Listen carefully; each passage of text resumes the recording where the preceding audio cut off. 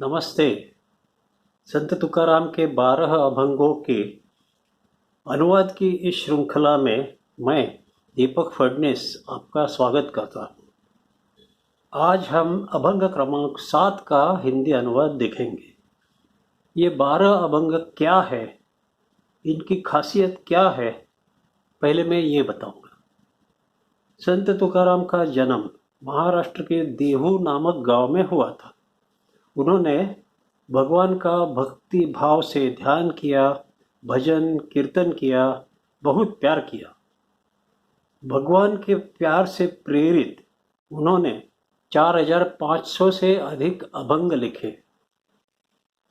ये अभंगों की रचना आमतौर पर 4, 6 या 8 पंक्तियों की होती है। भगवान से किया हुआ ये संवाद है। इसमें भगवान का गुणगान होता है। कभी सामाजिक प्रश्नों के बारे में अभंग लिखे होते हैं। महाराष्ट्र के प्राय सभी संतों ने अभंग लिखे हैं। तुकाराम महाराज के अभंगों के ग्रंथ को अभंग गाथा नाम से पहचाना जाता है। भगवान कृष्ण यानी कि भगवान विट्ठल का तुकाराम महाराज के प्रति बहुत प्रेम था। भगवान को भी उतना ही प्रेम था जितना तुकाराम महाराज को भगवान का प्रेम था। इसी प्रेम से भगवान विष्णु के रूप में आकर उनका गरुड़ वाहन लेकर देहू गांव में आ गए। संत तुकाराम महाराज को प्रत्यक्ष दर्शन दिया और उन्हें अपने गरुड़ विमान में साथ में बिठाकर वैकुंठ धाम ले गए। वो भी उनके देह के साथ, जो शायद ही किसी संत को जो मिला होगा, ऐसा उन्होंने स्थान प्राप्त किया। वैकुंठ में शरीर के साथ गए। इस प्रवास में जब तुकाराम महाराज इस प्रवास से जा रहे थे तो उन्होंने एक कागज पर ये 12 अभंग लिखे। ये है इसका इतिहास। और इन अभंगों को, उस कागज को जमीन पर छोड़ दिया और निशानी के तौर पर अपनी झांझ और अपना कंधे पर पहनने का वस्त्र, जिसे कंथा कहते हैं, ये तीनों चीज़ें उन्होंने ज़मीन पर डाल दी।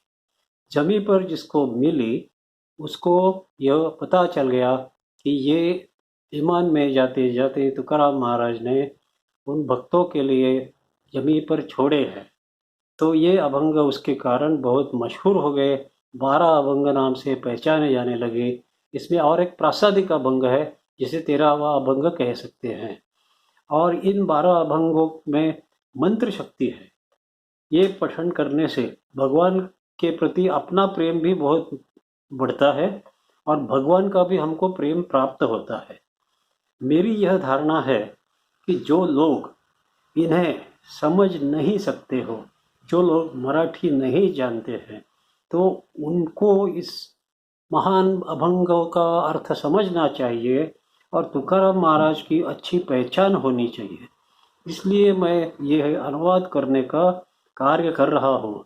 मुझे विश्वास है कि आपको मेरा अनुवाद अच्छा लगेगा। अब आज के अभंग क्रमांक 7 में हम लोग शुरू करेंगे। प्रथम मैं अभंग का मराठी में पठन करूंगा। ओळखा वस्तू सांडारे कल्पना, नका आडराना जाऊ झणी, झणी जाल कोठे बुडवाल हित, विचारी मनात आपुल्या, आपुल्या जीवे शिवासी पहावे, आत्मसुख घ्यावे वेळोवेळा, घ्यावे आत्मसुख स्वरूपी मिळावे, भूती लीन व्हावे तुका म्हणे। अब अर्थ देखेंगे। पहला चरण। ओळखा वस्तु सांडारे कल्पना, नका आडराना जाऊ झणी। इस संसार की मिथ्या कल्पना छोड़ दीजिए, यह सत्य नहीं है। जो सत्य है उसे पहचान लीजिए, मतलब है ईश्वर को पहचान लीजिए। उस सत्य ब्रह्म को जानने के लिए माया जाल को अपने मन में नष्ट कर दीजिए। यह संसार कितना असत्य है, इसका एक उदाहरण संत ज्ञानेश्वर महाराज ने दिया है। मानो कि एक आदमी सो रहा है और उसको नींद में एक सपना आ रहा है। और उस सपने में वो एक मृगजल को देखता है, पानी जो मृगजल है। अब यह जो वो देख रहा है जल, वो कितना सत्य है?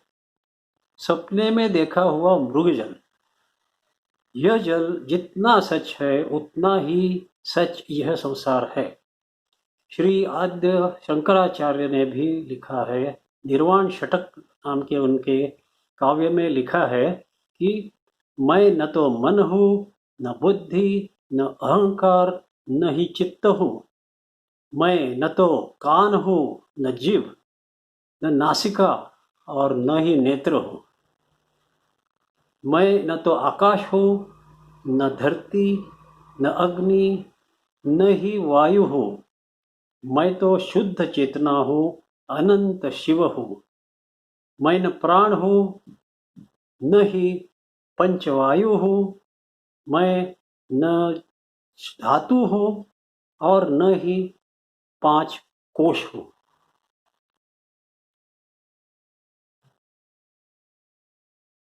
मैं न वाणी हूँ, न हाथ हूँ, न पैर, न ही उत्सर्जन की इंद्रियां हूँ। मैं तो शुद्ध चेतना हूँ, अनादि अनंत शिव हूँ।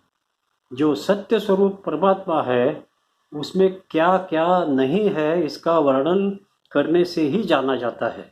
मतलब वो क्या नहीं है, इसे कहते हैं नेति नेति।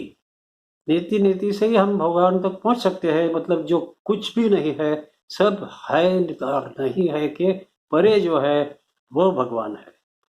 इसलिए हमें ध्यान में रखना चाहिए कि न सिर्फ ये पूरा संसार, हमारा पूरा शरीर भी एक कल्पना है, सत्य नहीं है। कल्पना के अंदर की एक कल्पना है।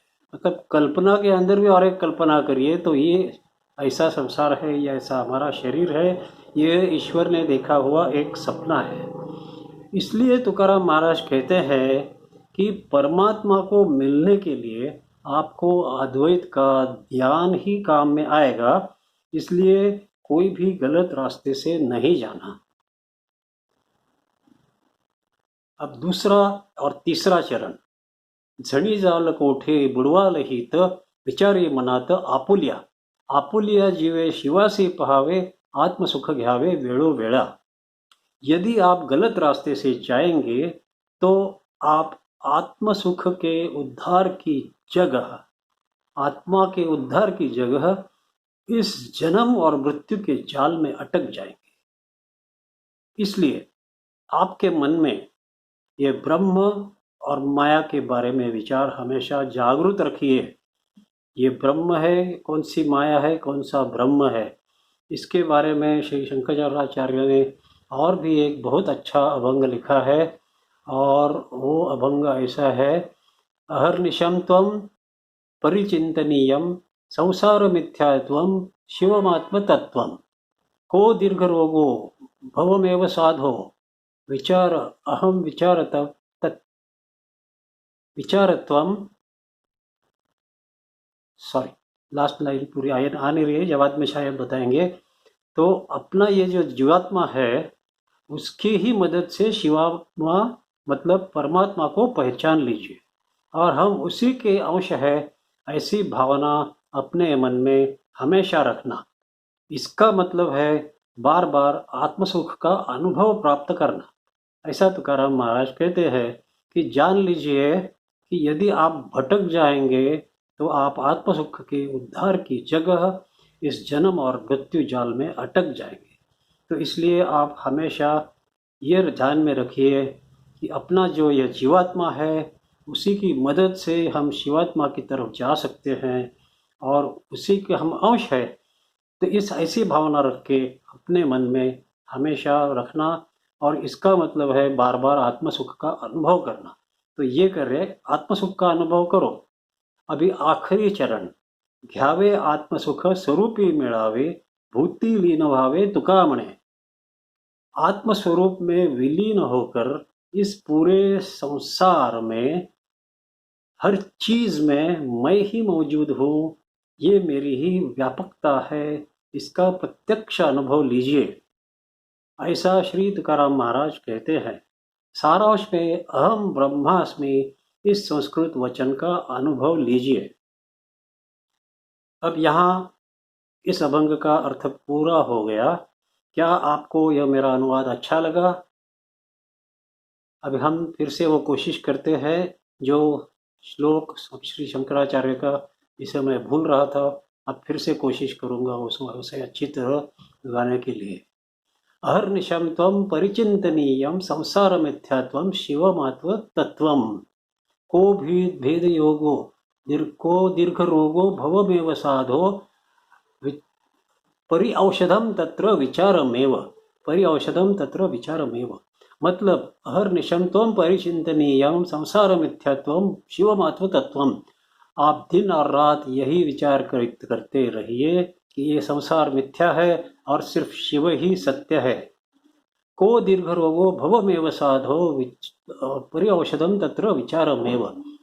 ये जो आप भवरोग को देख रहे हैं, ये पूरे भवसागर को जो देख रहे हैं, ये आपको हो गया ऐसा बहुत ही बुरा रोग है। यह ऐसा रोग है कि वो दीर्घ स्वरूप का रोग है, इसलिए आपको यह रोग है यह पता ही नहीं चलता। तो को दीर्घ रोगो भवमेव साधो, आपको ऐसा रोग हुआ है तो अभी इसमें से बाहर छूट सकते हैं क्या? शायद छूट सकते हैं। शंकराचार्य जी कहते हैं कि इसके ऊपर औषध एक ही है कि यह विचार मन में हमेशा के लिए रखिए कि संसार मिथ्यात्वम शिवमात्व तत्वम। ओके, याद आ गया तो अच्छा है, प्रभु का धन्यवाद। तो अब मुझे आप ये बताइए कि ये मेरा अनुवाद आपको अच्छा लगा क्या? यदि अच्छा लगा हो तो तुरंत सब्सक्राइब का बटन दबाइए और मेरा ये चैनल दीपक फडनीस इसको सब्सक्राइब कीजिए और ये अभंग अपने सब दोस्तों में शेयर करिए। स्पेशली जो दोस्त मराठी नहीं जानते हो या अमेरिका, इंग्लैंड, यूरोप कहीं भी स्थित आपके फॉरेनर्स फ्रेंड हो, उनको भी भेज दीजिए। तो यहीं पे हम लोग रुकते हैं और अगली बार मिलेंगे अभंग क्रमांक 8 के अनुवाद के लिए। तब तक मैं आपसे आज्ञा चाहूँगा। Bye bye.